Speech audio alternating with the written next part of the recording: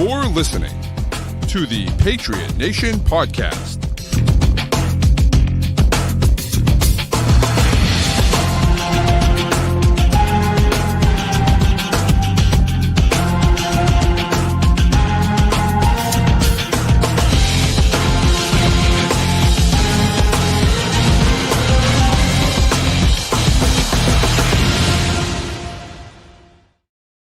All right, welcome into another edition of the Patriot Nation podcast, a proud member, as always, of the CLNS group of podcasts. Make sure you download and subscribe to all of those great shows to get great Patriots content all week long. Tonight, it is the Patriot Nation podcast, and it is the return of Matt St. Jean. Matt is back out of concussion protocol, here with us. And welcome back, Matt. Welcome back. It's good to be back. Nice to be clearing the protocol here. Yes. It's been one heck of a week and a half for me. Yeah. The lesson to everyone, if you are getting leftover mac and cheese out of the fridge, watch the handle on the freezer door when you stand back up. It's wild. Sometimes it hits like prime Ed Reed. It's wild. And it's one of those things where it's like, I was telling you too, like my neighbor like almost died fixing his car. He just stood up and hit his head on the hood of his car and just hit it in the right way. Ended up, had a concussion, ended up having a brain bleed and had, and went rushing in the emergency room and like had to have a procedure done. Like, and it's just complete freak accident. Right. And it's like, sometimes you just hit it in the right way and see you later. It's wild to think that these guys go out on Sundays and they're in what's basically the equivalent of a car crash. And they're, fine for the most part. It's pretty wild. Yeah, it really is insane. But you know what? I'm alive and I'm back, and I might not be 100% the math that everyone's used to, but I'm probably like 95% of the way there. Yeah, that's good enough, So we appreciate it. But I actually want to start off the show on a somber note. I know we talked about you coming back on a somber note. Unfortunately, Cowboys defensive end Marshawn Nealon with a terrible. I don't want to get into. I have no idea the context. I don't know what happened. I don't think it matters what happened, to be very honest with you at this point. 24 years old, and to lose a guy that young to suicide is just horrifying. You never know what people are going through, and obviously he has the play on Monday Night Football to score a touchdown on Monday Night Football. And then by the end of the week, he takes his own life, and it's awful. It's awful. And that's just, whatever happened, whatever the situation was, I don't know what it is. It doesn't matter what it is. It's just awful to see. And so, prayers go out to his family and it's just awful.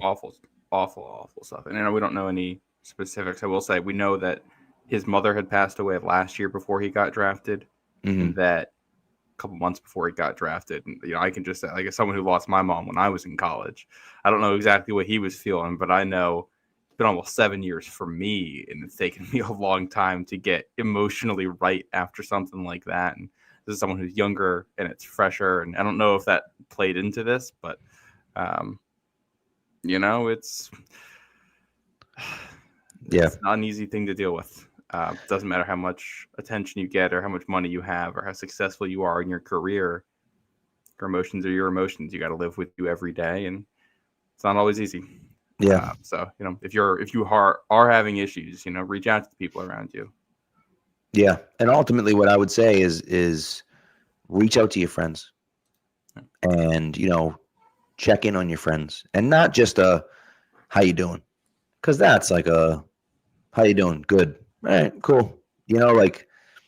Check in, talk to them, see how they're doing, share some of your feelings, make it a safe space to open up to each other. And people don't do that enough, I feel like, and that's everyone.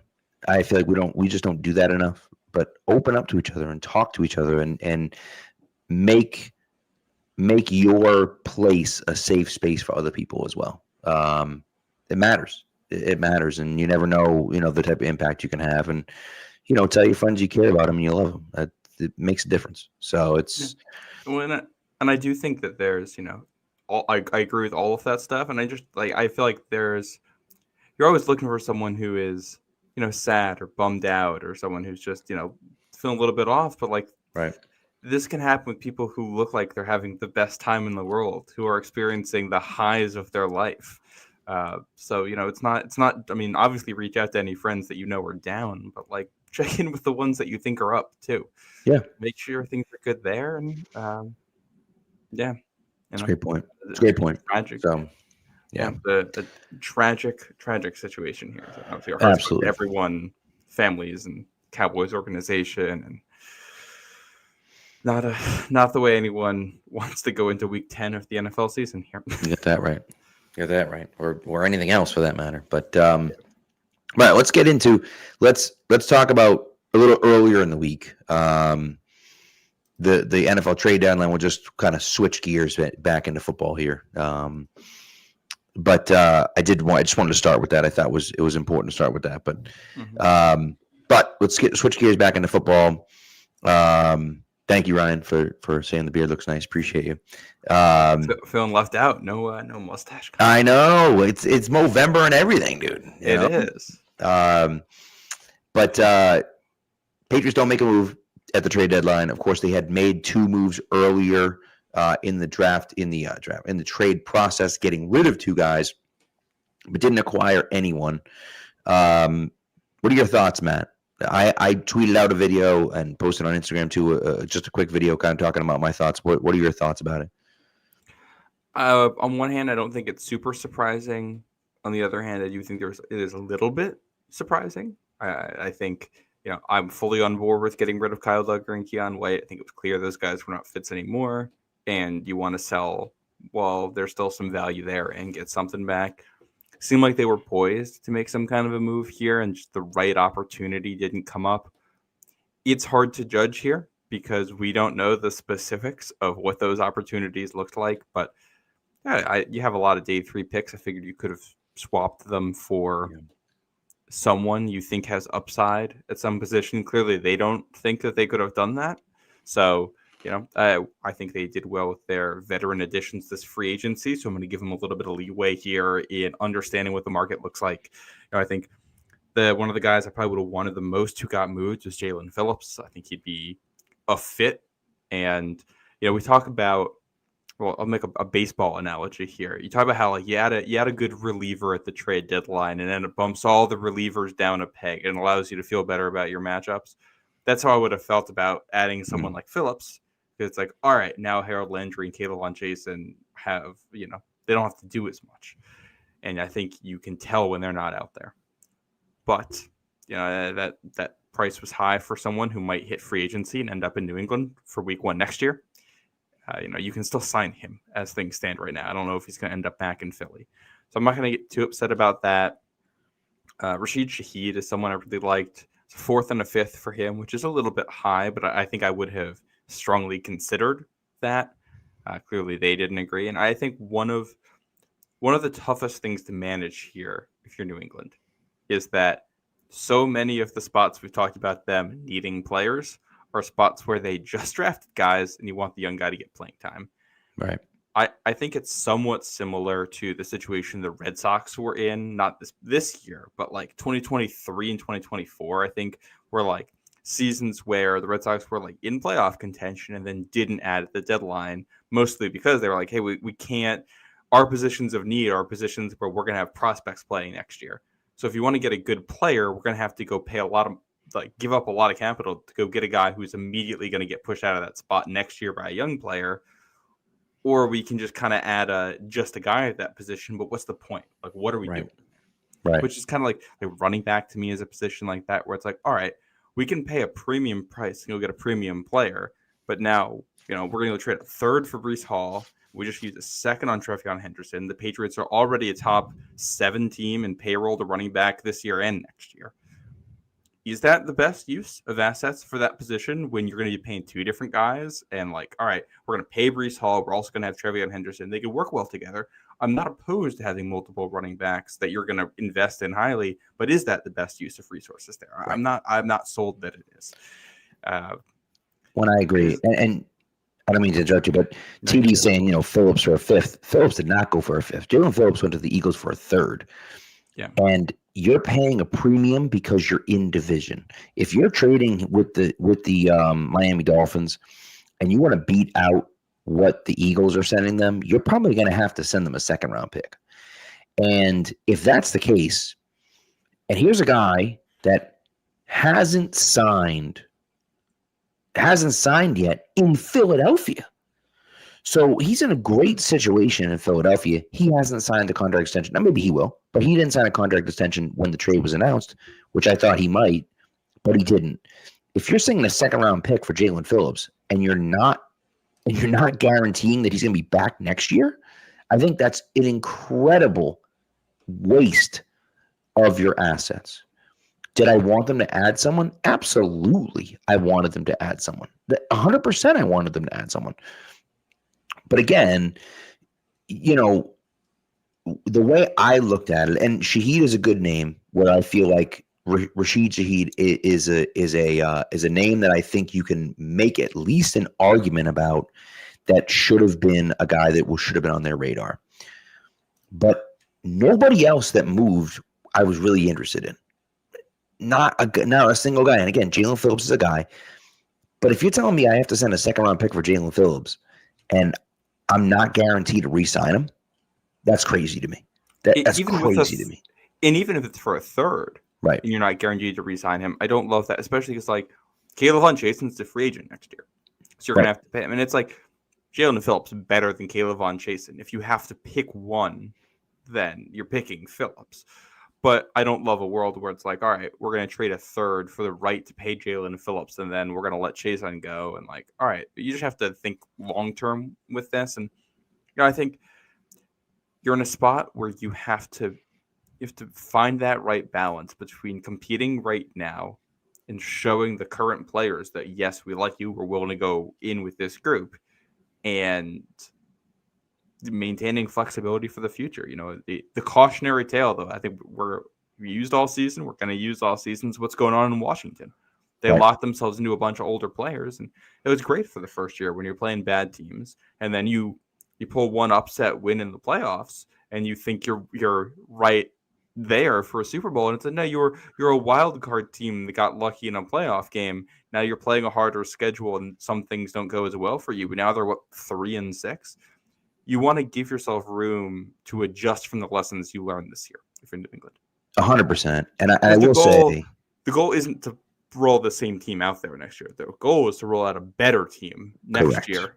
Yeah. And this is the other part of it. And TD mentions you get the pick back if they walk. No, you don't. This is why, in my opinion, I thought the Jets won the trade deadline, but I thought not trading Breece Hall was incredibly stupid. Incredibly stupid. Because they're probably not going to re-sign. Maybe they will re-sign Breece Hall. I don't know. But if they don't re-sign Breece Hall, they're not getting a comp pick back for him. Because remember, the comp picks get knocked out by who you sign. Now, maybe they just sign no one in the offseason, and so they end up getting a comp pick back for Breece Hall.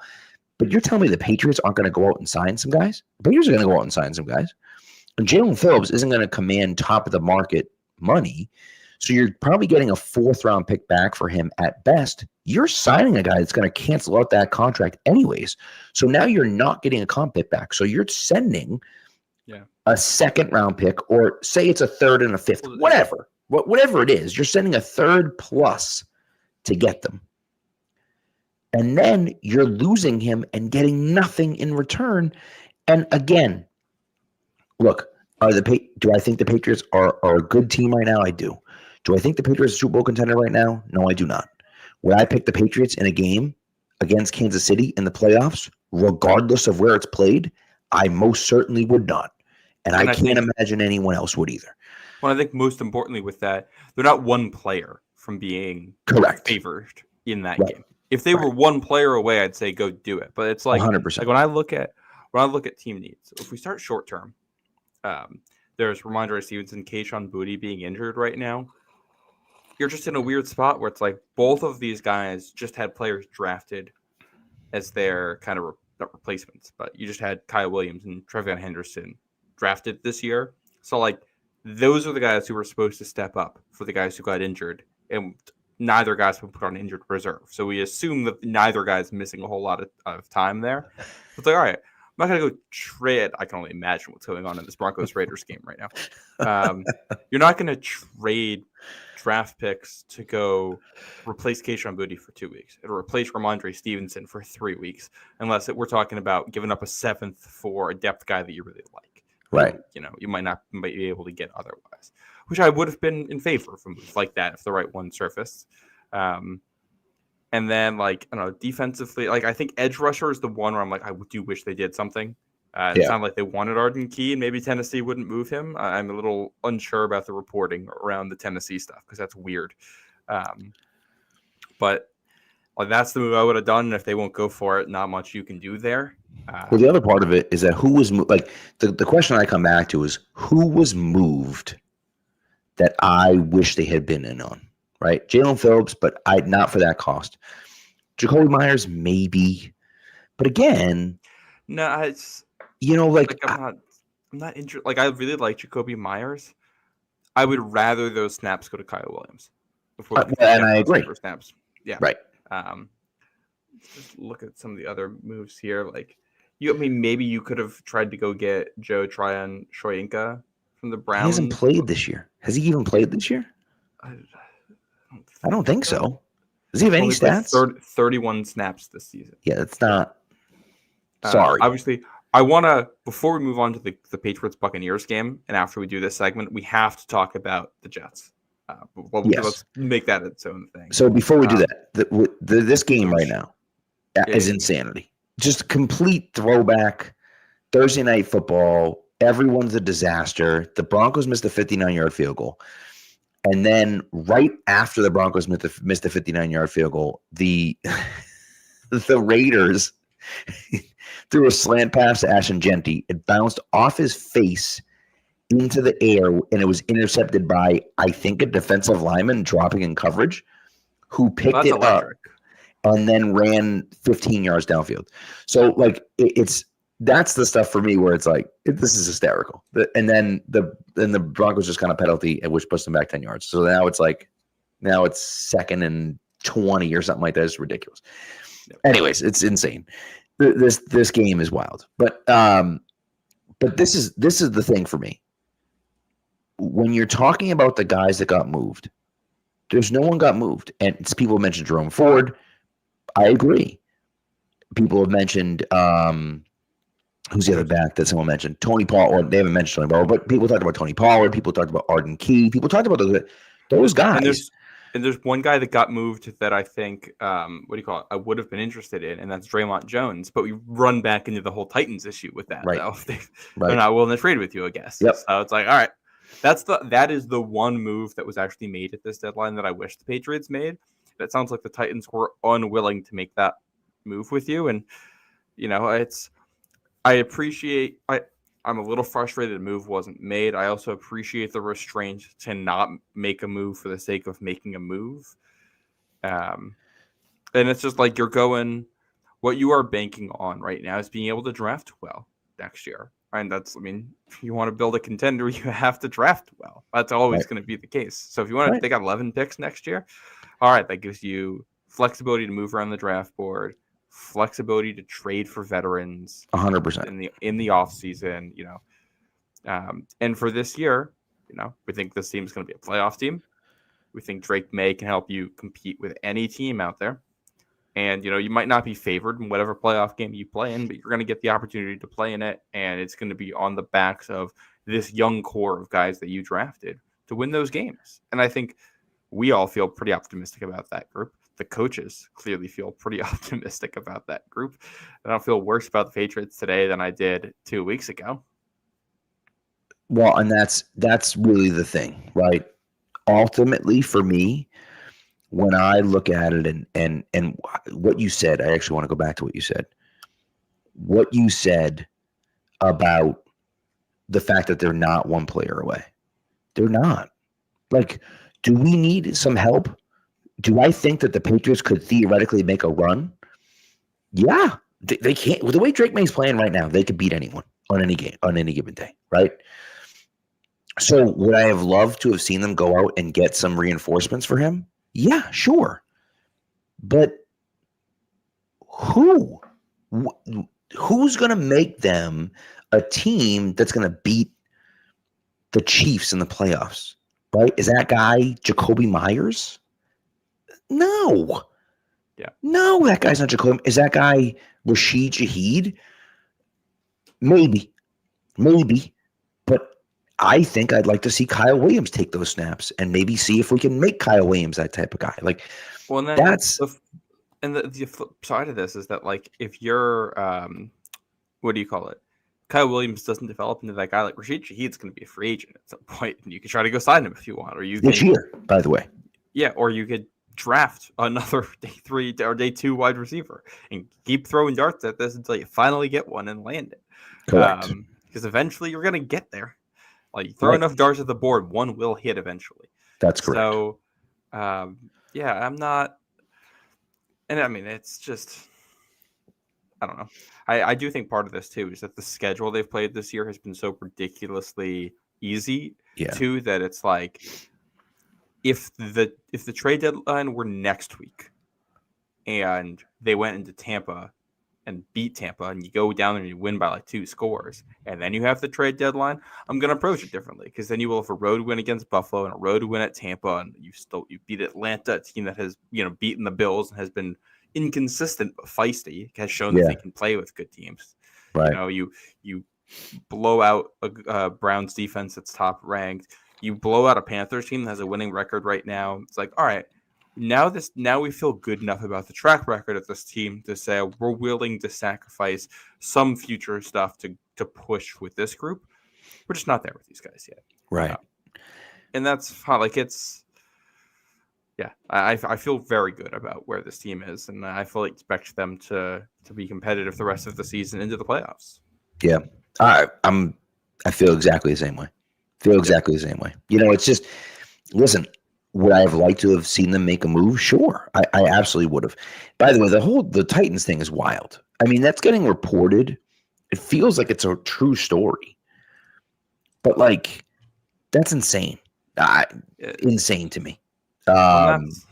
This is how bad teams stay bad. Bad franchises stay bad, because they're awful right now, and they could ship off, like, Arden Key is just a guy in the NFL. He's a guy that we could use, but, like, he's just a guy in the NFL. You could get a draft pick back for him to help try to build around Cam Ward, or replace Cam Ward in the future if you need to, and like start building towards something. And it's like, no, we would rather be petty than give up this guy. Like, that's not. What are we doing here?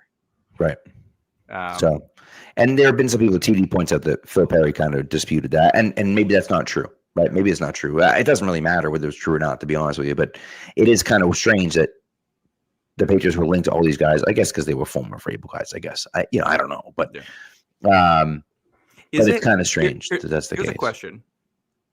I will say, if we were going to take a critique of this team's approach to the trade deadline, it does seem a little bit like they inquired on a bunch of guys. Like, they basically inquired on 2 groups of guys. One guy's kind of at the top of the market that we knew might be available. 2, just players that Mike Vrabel knows. Right. Is it a little bit weird that they weren't willing to take a risk on, like, maybe we could just bring in just a guy and from another team that we don't know and see if he can work? And I think part of that's the deadline. It's mid-season, so you don't necessarily at this point in a rebuild for New England want to take a risk on adding someone who's a complete unknown to you. But, like, well, yeah, but I also think, but again, where is that guy going to help? The biggest thing for me, and this is the thing for me. This is the thing, because TD says you go for it when you can. I agree. I agree with that. Now, I think that time's like next year, but not year after. But not even that. Not even that. Go for it this year. Absolutely. Maybe you caught lightning in a bottle. But is adding a depth piece, because is adding a third running back to your team going to be the thing that puts you over the edge because you traded a 4th round pick to get a depth running back? Well, like Terrell Jennings is fine. But that's what I No mean. issues. Like, we traded a 4th-round pick to get a running back. Oh, wow. You know what? We were going to lose to Kansas City, but now that we have a 4th-round pick that we traded for a bum running back, whew, now we're going to win. Like, that just doesn't do it for me. Oh, we traded for a depth defensive end who's going to pass rush on 60 snaps this year. That's it. There it is. That put us over. It's like, come on. Like, it's not for me personally. And by the way, Matt TD saying he reminds us they remind him of the 2001 Patriots. How many deadline deals did the Patriots 2001 Patriots move? Dude, this is what I've been literally looking at over here. The Patriots don't do this anyway. Like, I don't think Zero. the Patriots make I don't think they made a deadline acquisition for any of their 6 Super Bowl wins. I doubt it. Oh no, they definitely made a few for who's the linebacker they got in 2014? Akeem Ayers. Yes, they got Akeem Ayers, and they did the same thing with another linebacker in 2016. Like, they did pick up some guys here and there. For the most part, they weren't really picking guys up. Like, and in 01, I'm pretty confident that they picked up nobody. So if you're saying this team reminds you of the 01 team, the 01 team did not make a deadline addition, and the 01 team made 0 deadline additions. 0. Yeah. 0. And the other Super Bowls, I think they did. 03 and 04, I'm not 100% sure of. They definitely did later on. I don't know if they did in 18. They definitely did in 14. I'm not sure about 16. But they 100% made some deals in 14, and I think they probably did in 16 as well. Talib was 2017? No, 2013. No, he was 2012. 2012. That's right. Because his first game was the Andrew Luck's first game coming to Foxborough until Talib got him. That's right. That's when he came in. Which I was researching that 2012 team recently, and I completely forgot that Talib got injured in that AFC Championship game. That's one of those, what ifs. That year, 2006.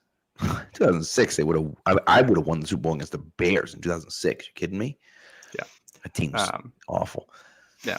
So no, and I'm not opposed to like going and making moves here, but that's never been the deadline MO of the Patriots for a long time, and they've won a lot of Super Bowls. Like, you clearly don't need to do this to win. The best time to acquire talent is in the offseason. It's cheaper to make these trades in the offseason than it is to do at the deadline. And a lot of these guys who get traded, like, again, Jalen Phillips, if he ends up as a free agent, you can have him on the team next year, or you can have him on the team for 4 years starting next year without having to give up the draft pick for him. Then you can use that draft pick, that 3rd-round pick that you would have had to trade for him, go draft a running back. You can fix multiple problems here. So, again, not opposed to deadline additions, but like, to me, deadline additions are typically a team that is a Super Bowl contender that has a hole that needs patching. You need a Band-Aid somewhere, like when the Patriots added Akeem Ayers, it's all right, we just need like one, and he was like more of a special teamer type guy, but it's like, we just need one more body here to back things up. There's no like position where I'm like, okay, well, the Patriots need to make that move. They could have. I wouldn't have been upset if they did. There's some that I would have liked. One that didn't happen that I would have liked, depending on price, like Minkah Fitzpatrick, I think would have made sense for them. Is like, all right, this is one hole in their defense we might be able to patch. The flip side is that they're like short-staffed, trying to teach a new defense right now with Terrell Williams not in the building and Zach Kerr trying to do things. And like, I don't know.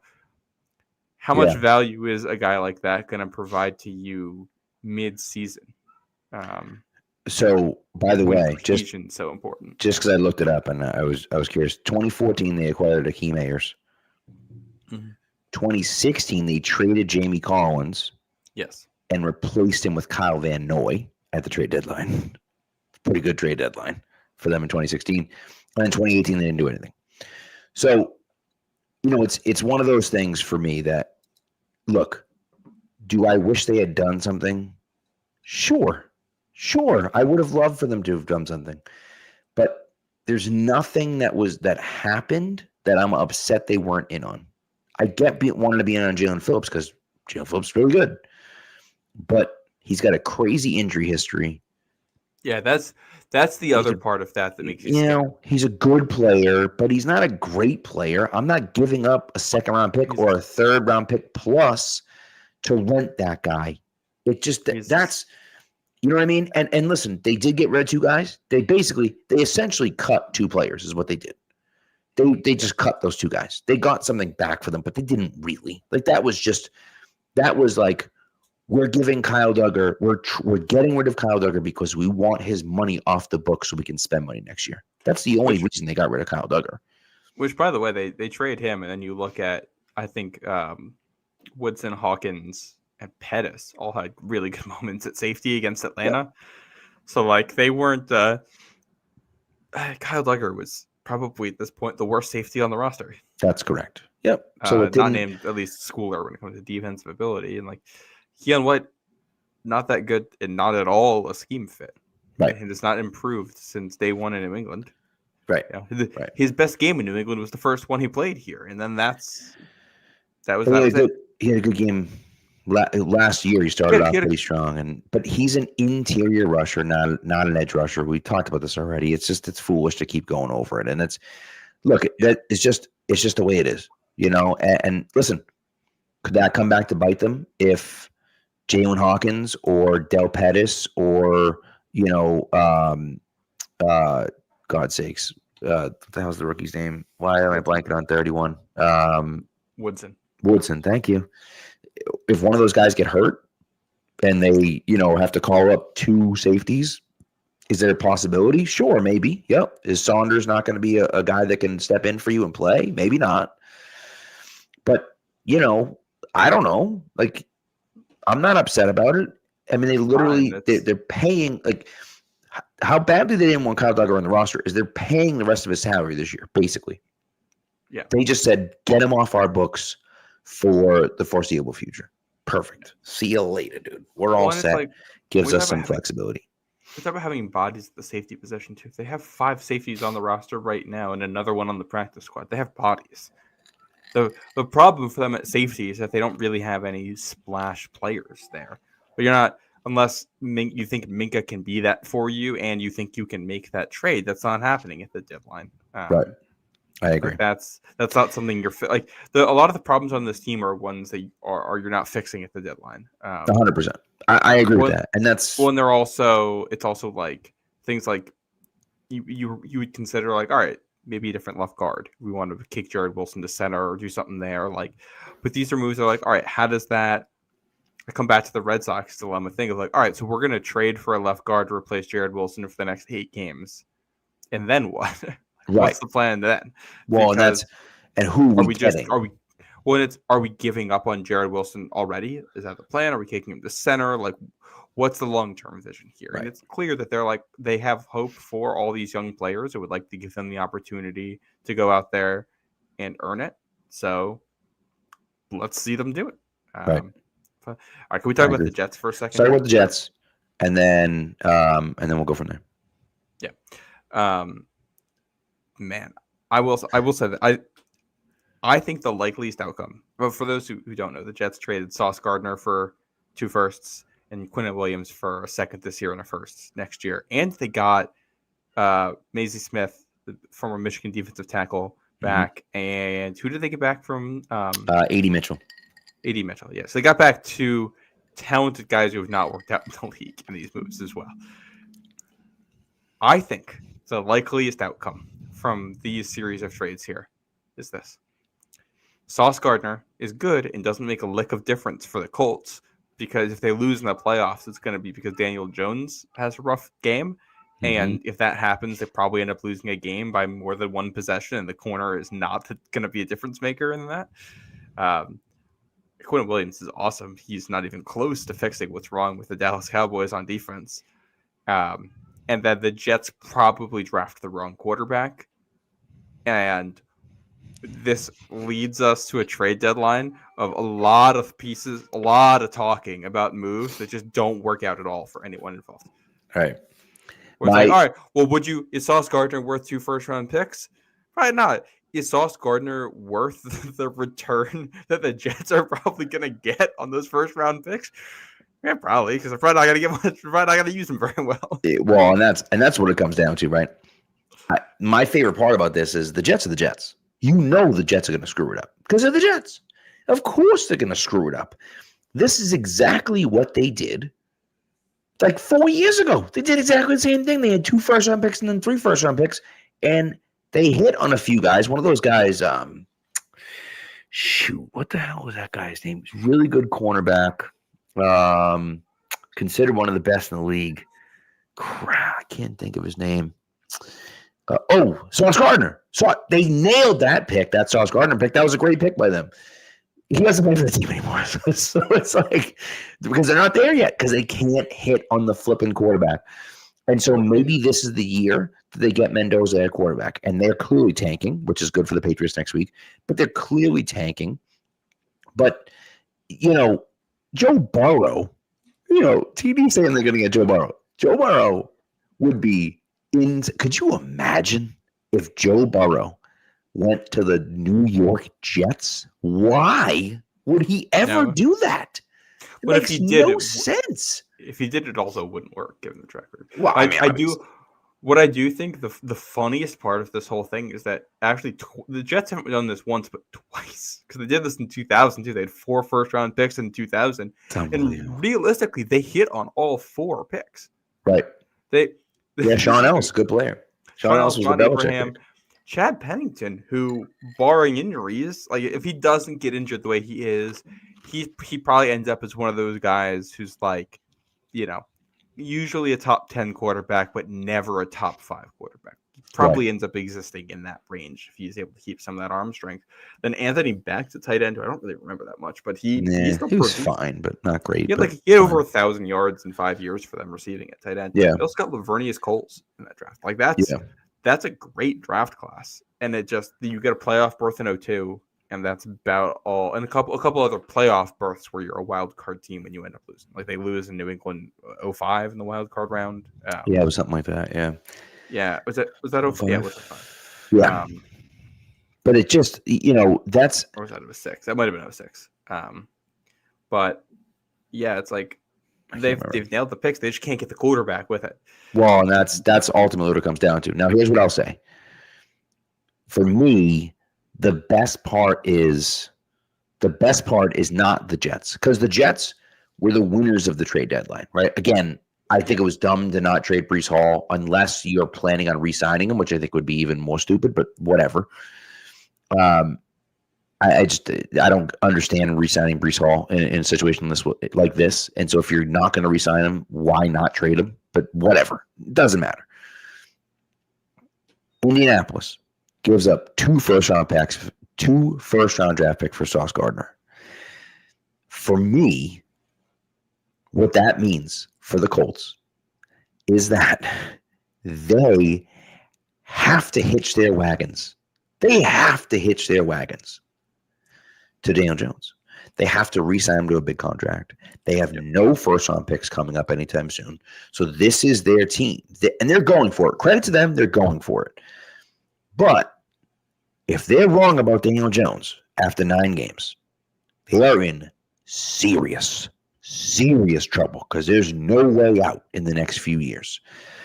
And so if Daniel Jones reverts back to who he was, they're in trouble. Credit to them for going for it, but whatever. On the flip side of it, the Dallas Cowboys traded Micah Parsons, arguably the best defensive player in the league, for 2 first-round picks because he wouldn't negotiate with them. And then turned around and traded a former first-round pick, a first-round pick, and a second-round pick for a defensive tackle who's a very good player, but is nowhere near the level of Micah Parsons. Make it make sense. It's all ego from Jerry Jones. And it's insane that you make that move. And by the way, then you say to the Jets, well, it's either our pick or Green Bay's pick, whoever's better. Whoever's better? Are you insane? Of course the Packers will be better than you idiots. Like, what are you talking about? Trade the Packers pick. What's wrong with you? It's so wild. So fun. The Colts, I understand why they did it. I don't necessarily hate it. It just feels like you're going all in when you need like the turn and the river to both go your way. That's the point, right? And that's the point, because Indianapolis, in my opinion, is stupid for doing what they did. I think that was dumb. I understand what they're doing. I think it's reckless. It might work. Right. But it's very risky. I will say, I think the best argument for it, I've heard the Athletics trade deadline show. One thing they talked about was how with the cap going up as much as it does, and the fact that talented guys are hitting free agency less and less, you might just have to make more of these trades, because if you want proven A-plus talent level players, this is the only, if you're not drafting them, this is the only other way to get them right now. True. And it's a good point. I think I'll make the argument for the Colts here, because I do think it's interesting. The way this works out for you is, I think, like purely situational. It's not that Sauce Gardner is going to come in and, make like a bunch of interceptions for you or anything. It's just like the shifting effect it has on your defense and on the way other teams are going to go against you. And it's like, all right, do you feel like you can play a man coverage a little bit more often and against different looks than you did before? And offenses now are calling plays based on the fact that they think you can play more coverages. Does that change things in a way that makes you feel like you have better odds? And then the other part of it is, it's AFC divisional round and Kansas City comes to town and you're hosting them, and it's 4th and 3. You're up by 4 late in the game. You need to get a stop. Does this now give you a guy to say, we need to make one play? He can make one play in a way that you didn't necessarily have before. Right. It's just that to be in that spot, you have to be up by 4 in Kansas City late. And do I trust Daniel Jones to do that? No. The flip side of this is that if Daniel Jones keeps being the Daniel Jones he's been, you're probably winning these games. Like, you might be winning these games by 14 late, and Sauce Gardner might not even end up coming into it. Right. Which, I don't know if it's a good argument against the trade to say, well, you're so good, you're going to be beating these teams by 14 anyway. If you're that good, you might as well give up the picks. You're stacked. Go all in and just remove any risk. But and then the other part of this is that Sauce Gardner he's gone from being an all-pro guy like his first 2 years. And he's still good. He just hasn't played quite that level. He's a corner. They're not bought in New York.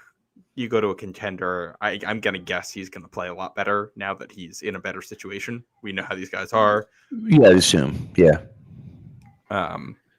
But yeah, I do think it makes it interesting. And I think it's 2 weeks from now, we get the Colts at the Chiefs. Yeah. And that's interesting. I think the next 3 games for the Chiefs, I think they play at Denver next week, and then they play Indy, and they get Dallas on Thanksgiving. I believe that's like their next 3 games. Yeah, they have a tough slate. They play Buffalo late in the season too. They have a really tough slate. I'm saying about Kansas City. They already played Buffalo. Oh, who the heck plays Buffalo then? Who was I thinking of? No, but it was someone else I was thinking plays them week 17. Who is it we plays them week 17? Is that It's not Baltimore, is it? I don't know. Maybe it is Baltimore. Oh, that was week 1. What the hell am I talking about then? I don't know. Who was it that I was looking at? Whatever. It doesn't make a difference. It doesn't matter. I don't know what I'm talking about. Forget it. Forget I'm even. So it is. Oh, no, you were correct. They play the Eagles week 17. The Bills do. The Eagles. That's who it is. That's a really interesting game. Okay. All right. So, but anyways, look, it is what it is. And ultimately, we've spent far too long on this anyways. We're going to have to cut our Tampa segment a little short here because we do have to go to bed at some point. But it's. I've been cooped up for too long, and now I know that's the problem. I get it. It's been a while, right? We're getting all our talking out right now. But I will say that ultimately, I think that the Patriots, I would have liked to have seen them make some moves. I would have felt really terrible if they had made the moves that Indianapolis made. I would have felt a little bit better about it if they had made like a Jacoby Myers move or a Rashid Shaheed move or something like that. But at the end of the day, there's not other guys that got moved that I'm like, oh man, Tony Pollard got moved, or Arden Key got moved, or Amani Hooker got moved, or Minka Fitzpatrick got moved, or those guys didn't get moved. And so, like, I ultimately look at it and just say, okay, well, those guys didn't get moved. And so I can't argue with a trade that didn't happen because those guys weren't traded. And so either the rest of the league was saying, nah, we don't need those guys. Or the rest of the league was calling saying we want those guys, and the team was saying, nah, we're not trading you those guys. And so, or the rest of the league was like, no, we're not even interested in those guys. And the Patriots are the only ones that were interested, but the other team didn't want. I don't know. I don't know what the situation was, but either way, I just look at it and say, okay, I guess you could have gotten Joe Tryon, Shainka, or whatever. Like, fine. And again, Jalen Phillips is fine. I'm not paying a second round pick for Jalen Phillips. That's just off the table. Hard pass. That's a hard pass for me. I don't care.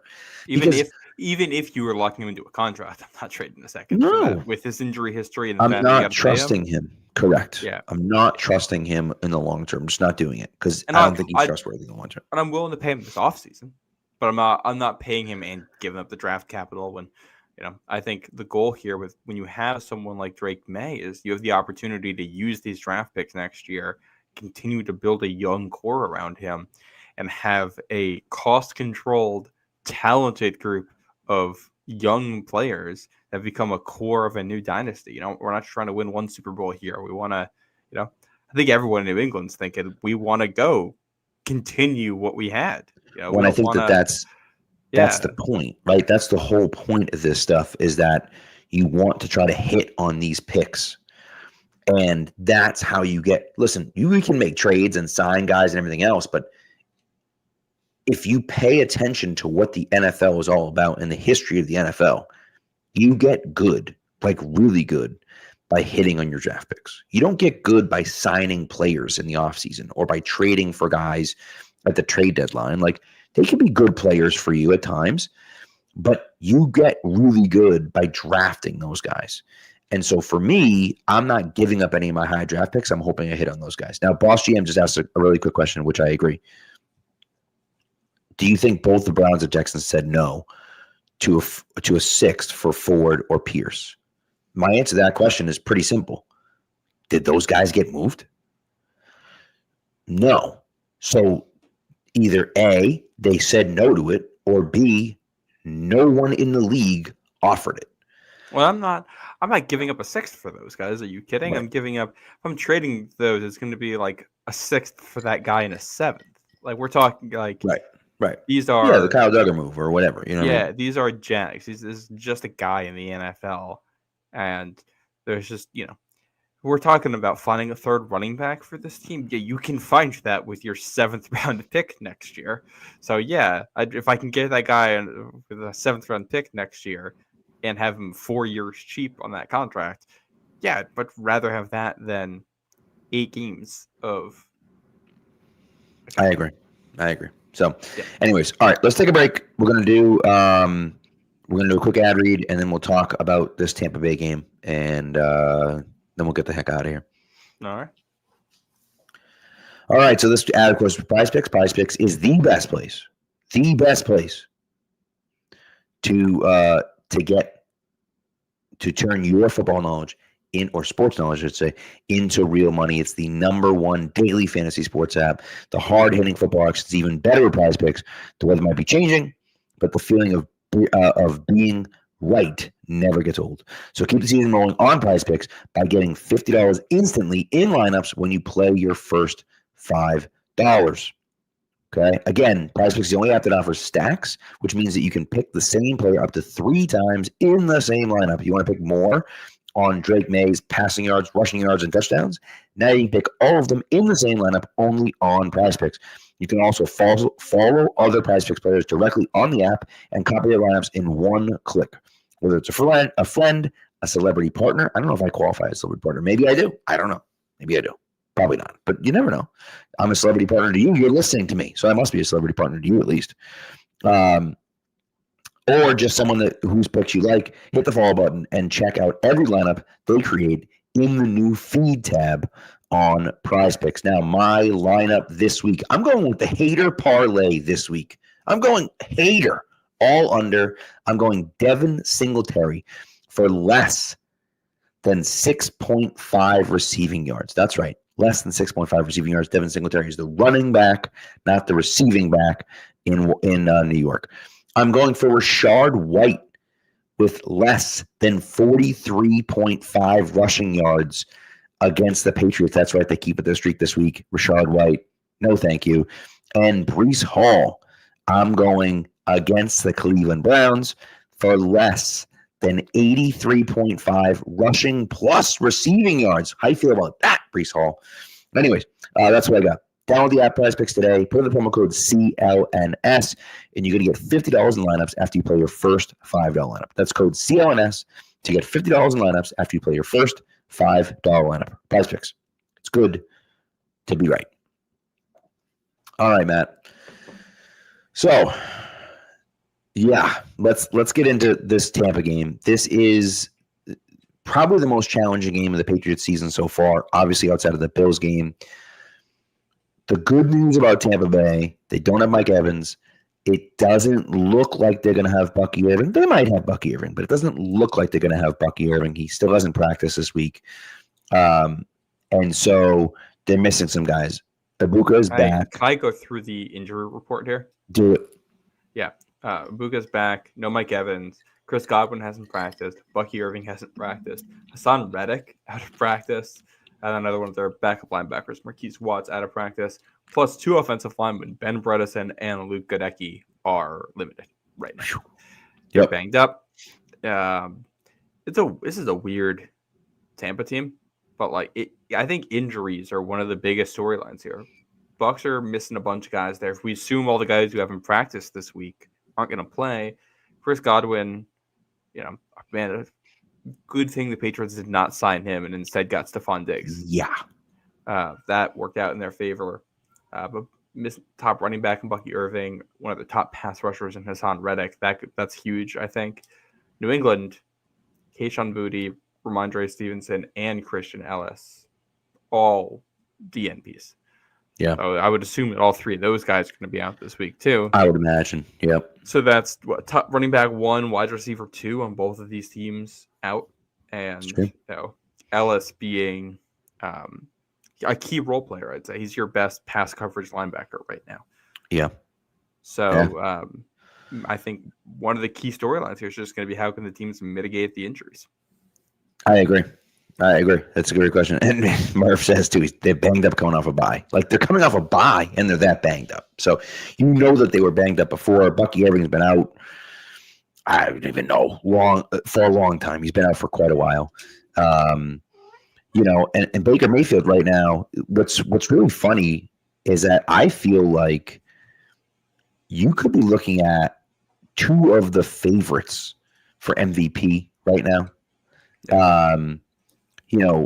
Baker's got 13 touchdowns and 2 picks this year, right? He's having a heck of a season this year. Now, he had 16 picks last year. So that's really interesting because he had, like I say, 16 interceptions last season in Tampa Bay and only has 2 this season.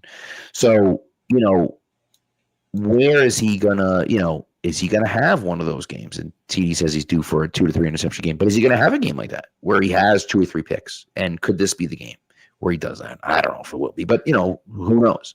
But Baker's playing incredible right now. Obviously, Drake May's playing great right now. They're going to be without some weapons. Baker's been dealing with this without Godwin for quite a while. Now without Mike Evans for a while as well. He's finally getting Ibuka back. And it just seemed like even the game when Ibuka was out, Bucky Irving was out, Evans was out, Godwin was out, and they're playing with scrubs. Sterling Shepard's out there catching passes for them, and they still won the game. So, that's one of those things where they're just playing really well right now. It's just a good team. And Baker, I think, is a very good quarterback. And so they're a solid team. And I just think that regardless of how things are going, what's going on, Tampa's kind of stuck with it and been solid.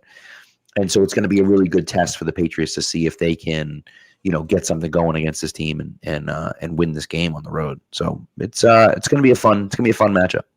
Yeah, I'm excited for this. I think we talk about MVP odds here. I think one of the reasons for that for both of these quarterbacks, Baker Mayfield is from NFL Pro. He leads the NFL in scramble pass yards, and he's scrambling a ton this year. So he has been unbelievable in those circumstances. Meanwhile, the Patriots defense has been elite in those circumstances as well. So that is a strength on strength right there. Yep.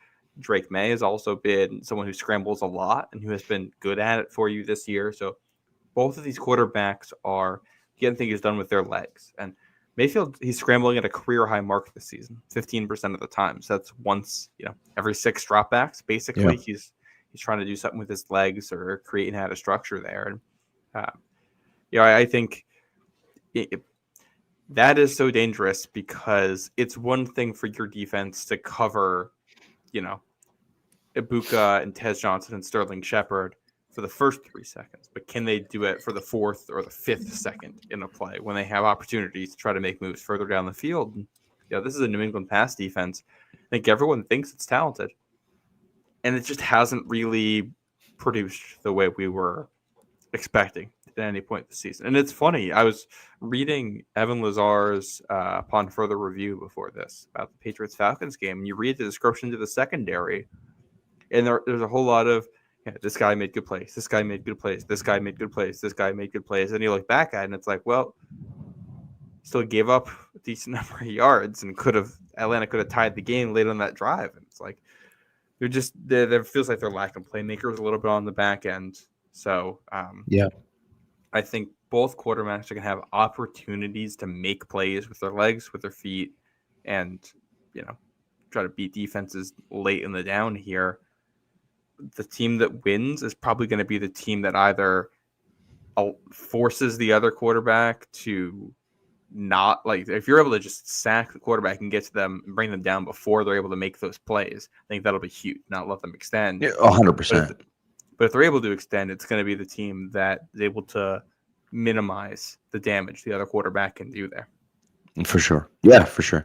By the way, just more insanity in this Thursday night game. Bo Nix, they just threw like a levels almost where the 2 guys ran it in at just like different times almost. He threw it behind one guy, but or in front of one guy, and he jumped up, but then pulled his hands away, and then he threw it a little bit behind the other guy, and it bounced off his shoulder and popped up into the air and picked off again. And it's like, this is outrageous. This game is ridiculous, man. So just absolute insanity over in Denver right now. So, anyways, I just thought that was interesting. But you're totally right that from a Patriots perspective and from a matchup perspective, it's definitely strength on strength there. And I think that the Patriots offense when they're on the field, Tampa's defense is good, but they're not elite. And so the Patriots have an opportunity here to kind of go out and and score some points. Then the question is, how well can you stop Tampa? And, Baker's been feeling it this year. Can you slow him down enough to keep it close? And I think they can. Well, I think the key is here for New England. We'll start with New England's offense. Tampa's going to blitz the hell out of you. That's what they like to do.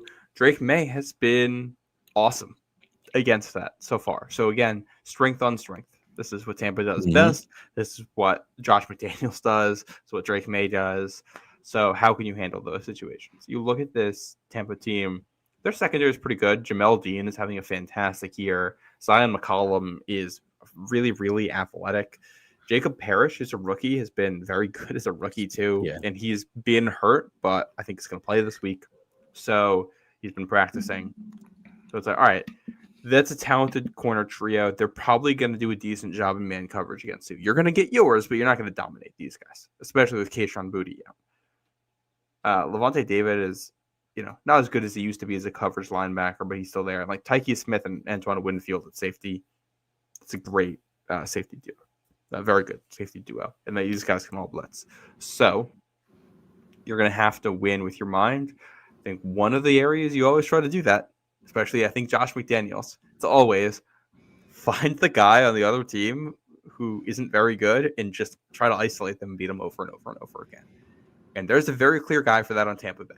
Servassier Dennis, number 8. He's one of their linebackers. Really good pass rusher. Here are his stats right now. Quarterbacks have targeted him in coverage 40 times this year.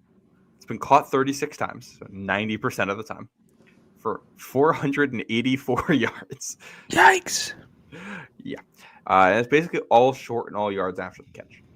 So I think that's the guy you go after. I think when I'm thinking of like Josh McDaniels, this type of Tampa run defense is really good. You got Vita Vea in the middle. They rally to the ball. Mm-hmm. I might just try spreading him out, try to isolate guys underneath on Dennis and let him go to work after the catch. I can only imagine what's going on over there again. I'll have to check it. Missed 48-yard field goal. Nice. To tie the game. Incredible.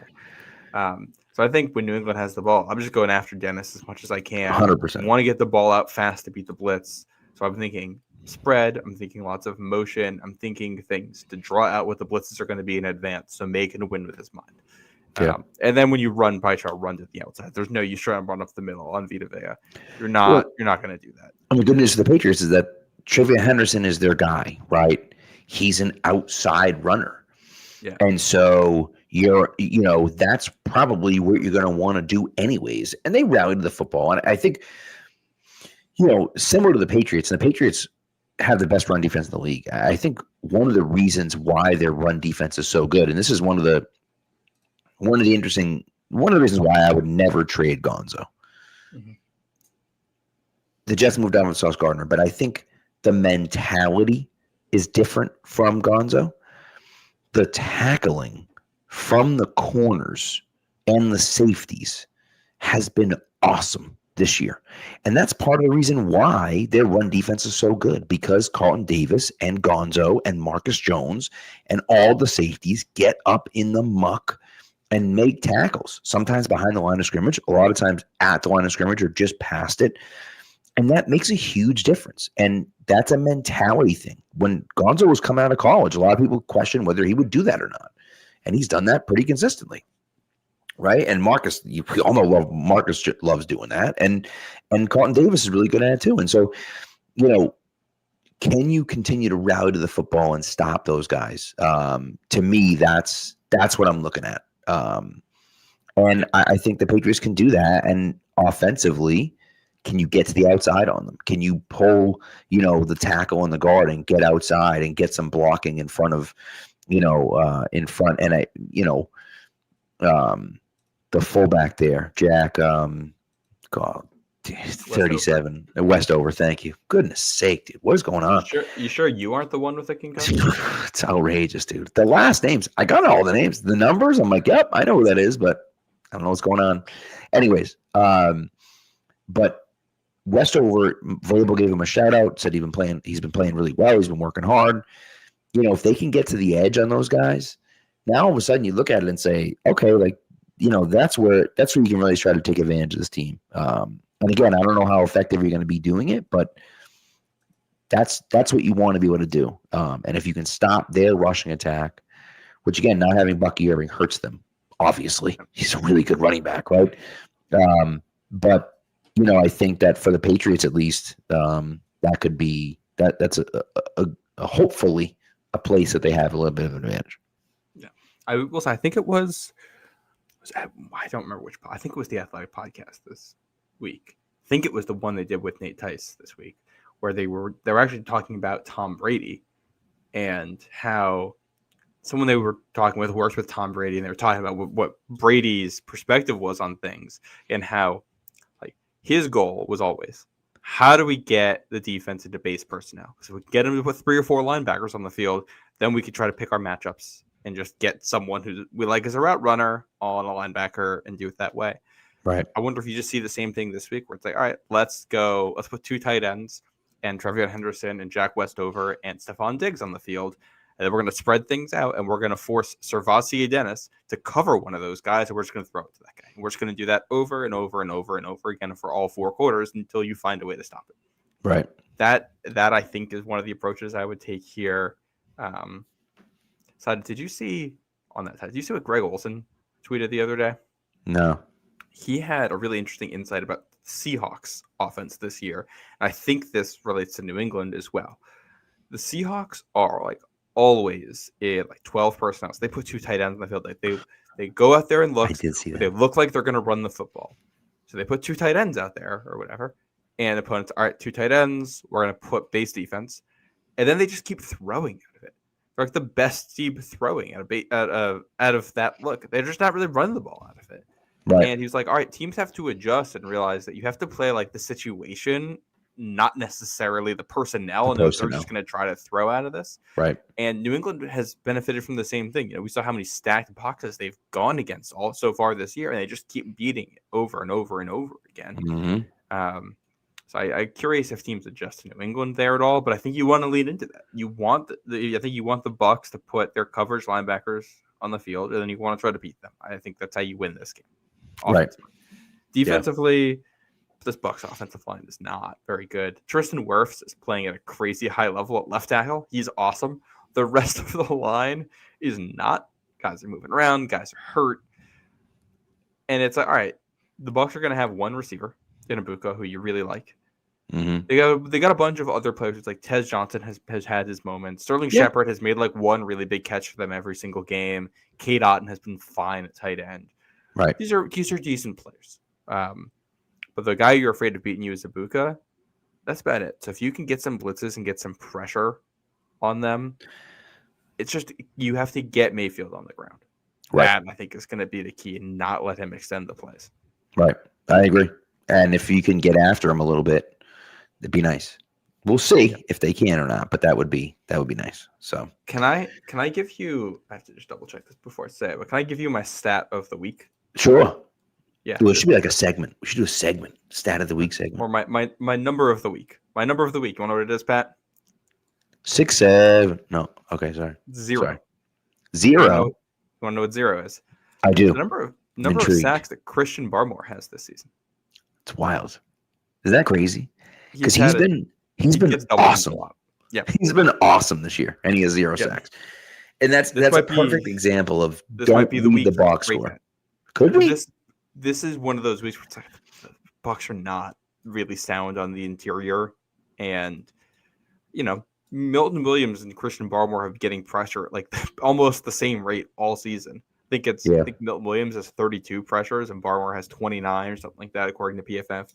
It's like, all right, Barmore is kind of due to turn one of these into a sack. And in a game like this, I wonder if that's, if he's able to take down Mayfield.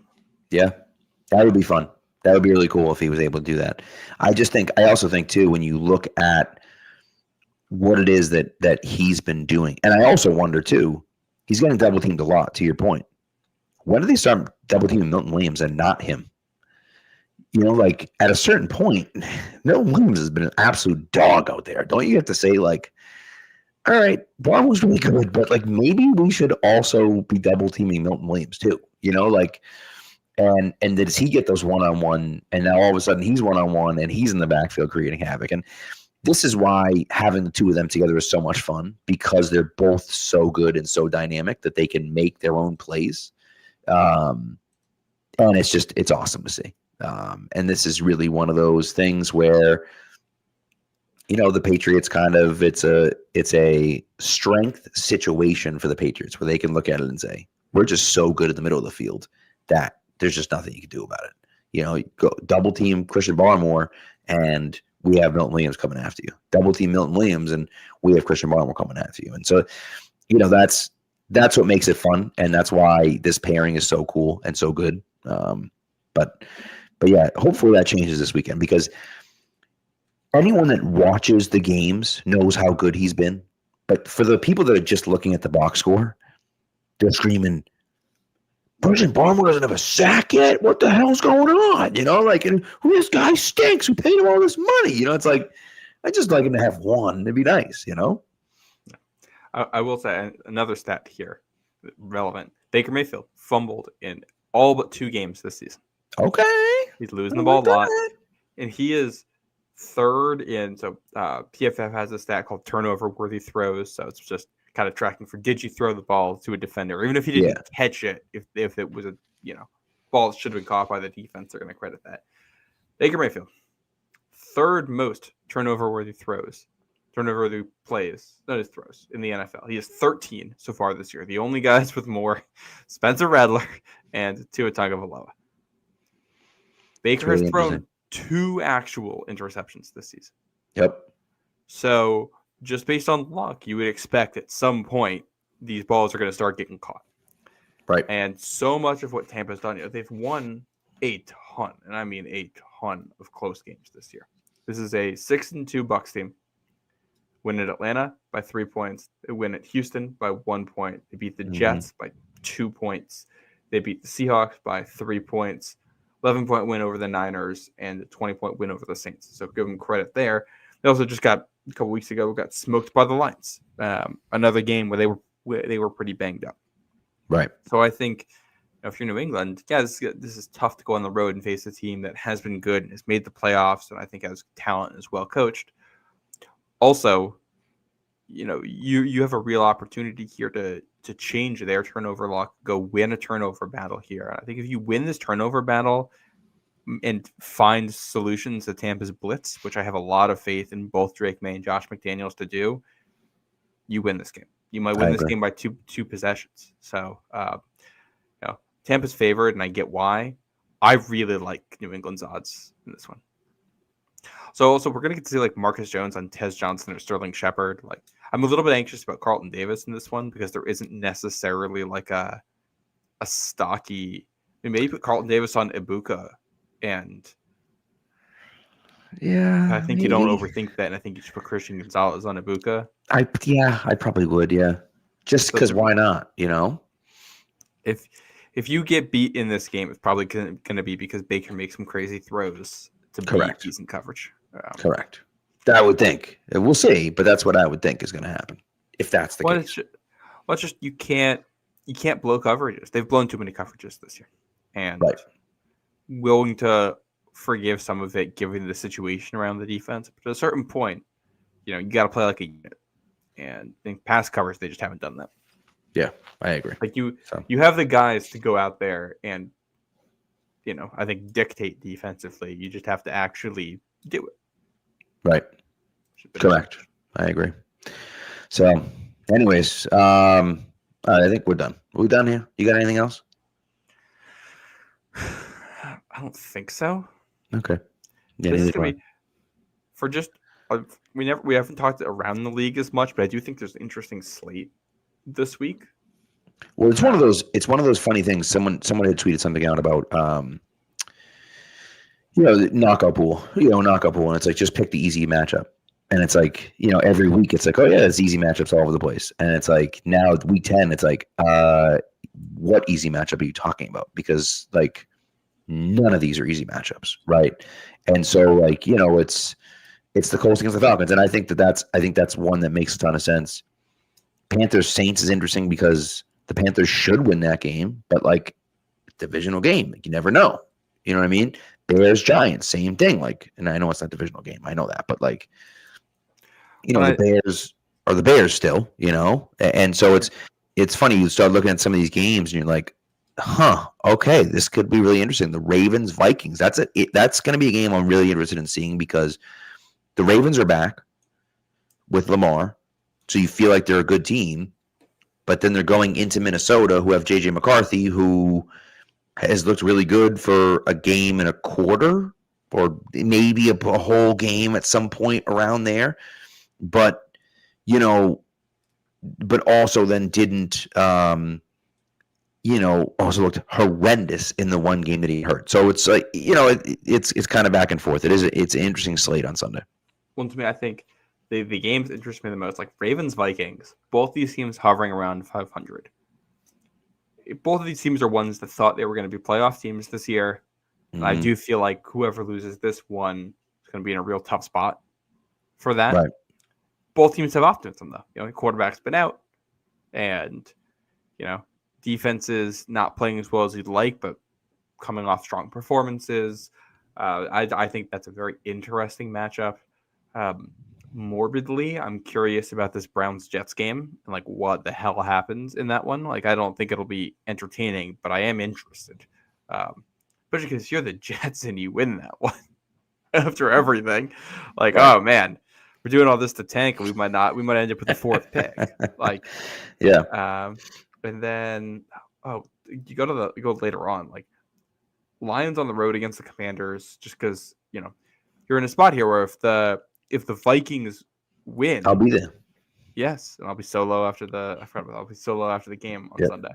But if you're the Lions and you somehow lose that game, and let's say the Vikings get a win, Yeah. shoot, like now you're in a maybe not the best spot. Rams at Niners, massive NFC West implications there.